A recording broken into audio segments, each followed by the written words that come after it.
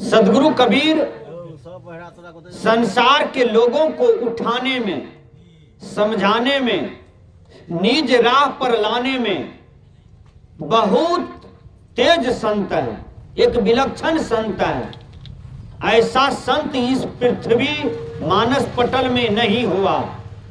कबीर साहब के बीजक को पढ़िए तब मालूम पड़ेगा कि कबीर साहब कितने अद्भुत संत हुए थे।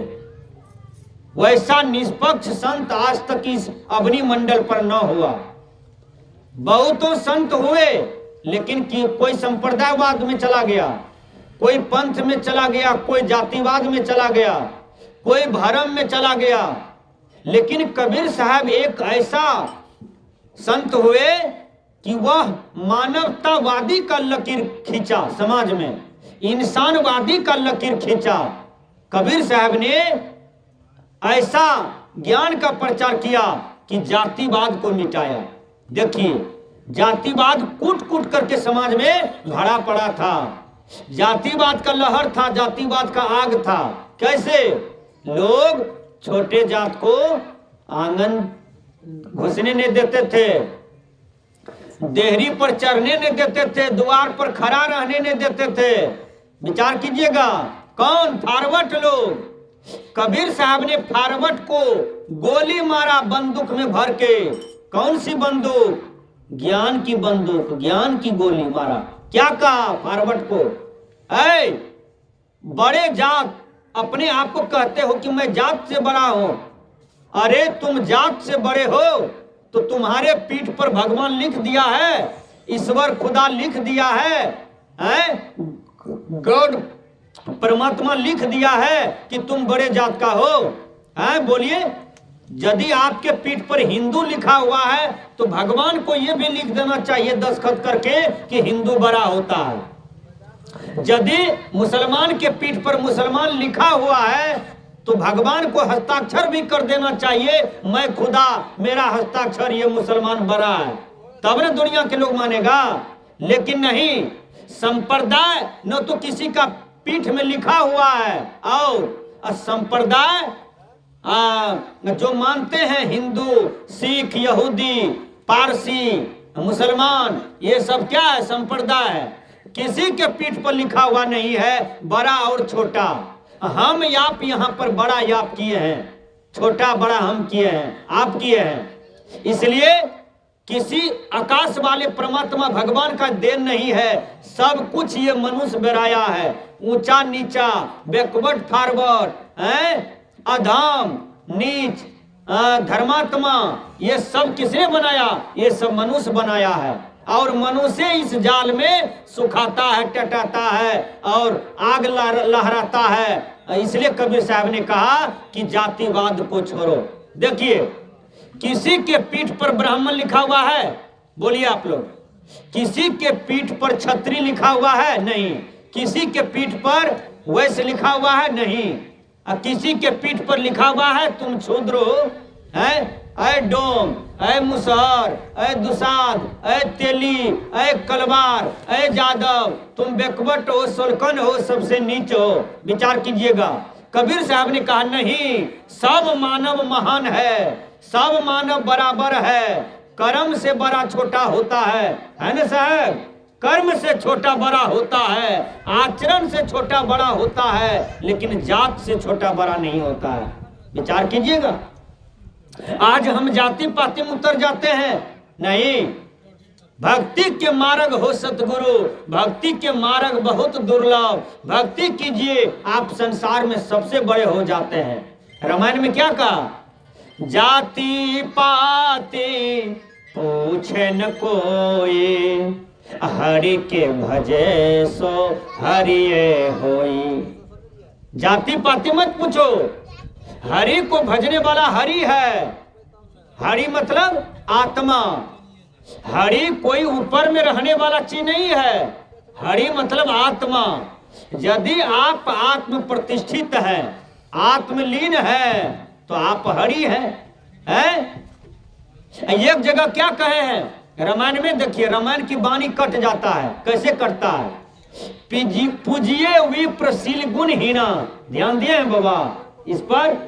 पूजिए विप्र, शील गुणहीना, शूद्र न गुण गण ज्ञान प्रवीणा। मतलब शूद्र यदि गुण ज्ञान से प्रवीण हो तो कहा हुआ अपूज्य है, पूजा करने के लायक नहीं है।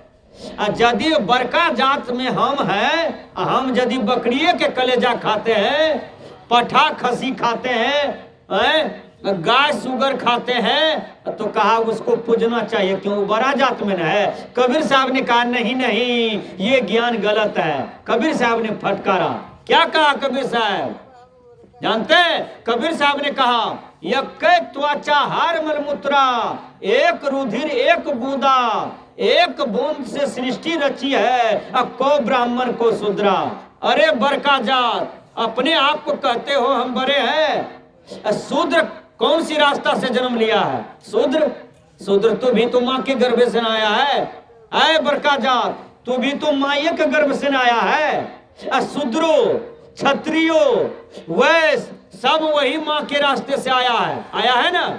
इसलिए बड़ा और छोटा की बात इसमें कहीं नहीं है। बड़ा छोटा व्यक्ति विचार से, कर्म से, आचरण से होता है। इसलिए कबीर साहब ने कहा जाति पाति को छोड़ो और मानवतावाद में आओ।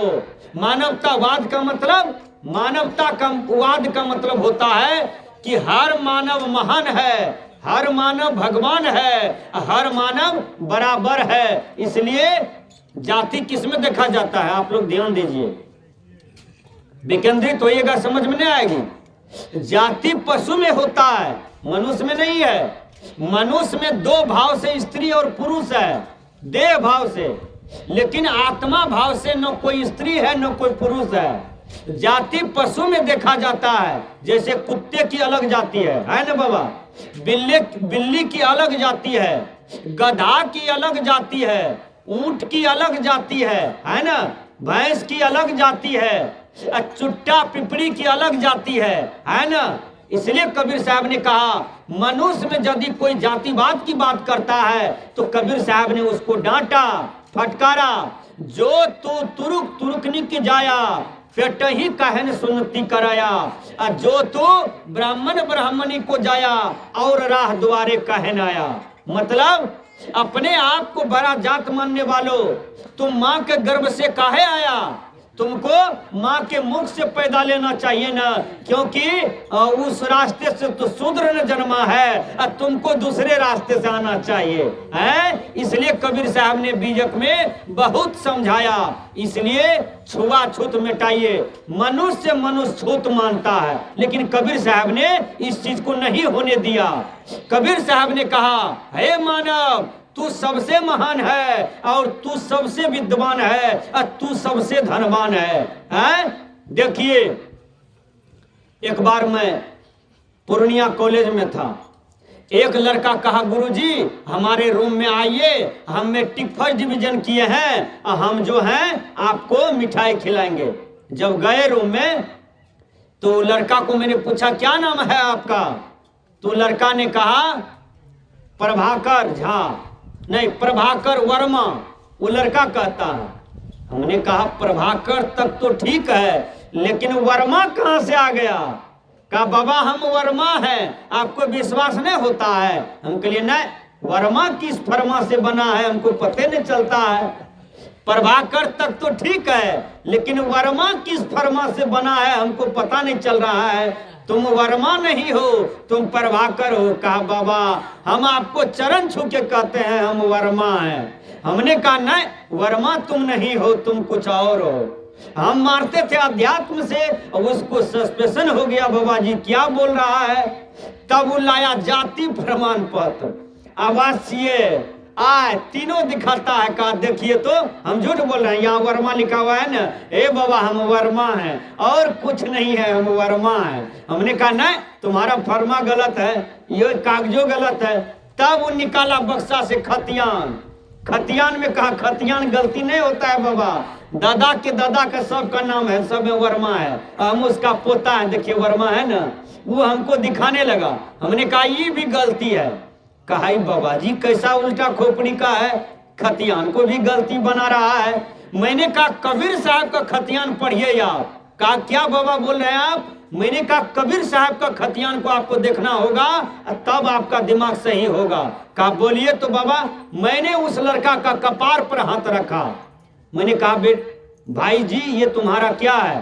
तो उसने कहा बाबा ये केस है। फिर हम नीचे हाथ किए। मैंने कहा ये क्या है? कहा ये कपार है। फिर हमने नीचे हाथ रखा। मैंने कहा ये क्या है? कहा ये आंख है। फिर हम नीचे हाथ रखे। मैंने कहा ये क्या है? कहा ये तो नाक है।